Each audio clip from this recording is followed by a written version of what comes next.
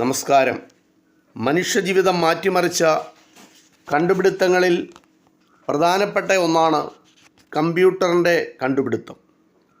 മനുഷ്യചരിത്രത്തിലെ ഏറ്റവും പ്രധാനപ്പെട്ട 10 കണ്ടുപിടുത്തങ്ങൾ എടുത്താൽ അതിലൊന്ന് കമ്പ്യൂട്ടറിൻ്റെ കണ്ടുപിടുത്തമാണ്.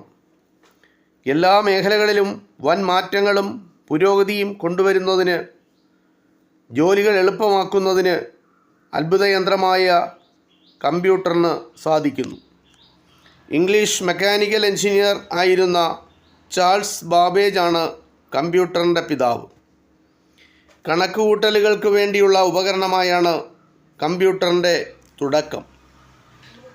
19-ാം നൂറ്റാണ്ടിലെ അനലിറ്റിക്കൽ എഞ്ചിൻ ആണ് കമ്പ്യൂട്ടറിൻ്റെ മുൻഗാമി. മറ്റു പല കണ്ടുപിടുത്തങ്ങളെപ്പോലെ രണ്ടാം ലോകമഹായുദ്ധകാലത്താണ് കമ്പ്യൂട്ടറുകളും വികസിപ്പിച്ചത്. 1943 ഇംഗ്ലണ്ടിൽ നിർമ്മിച്ച കൊളസസ്, 1945 അമേരിക്കയിൽ നിർമ്മിച്ച ENIAC എന്നിവയാണ് ലോകത്തെ ആദ്യ ഇലക്ട്രോണിക് ഡിജിറ്റൽ കമ്പ്യൂട്ടറുകൾ.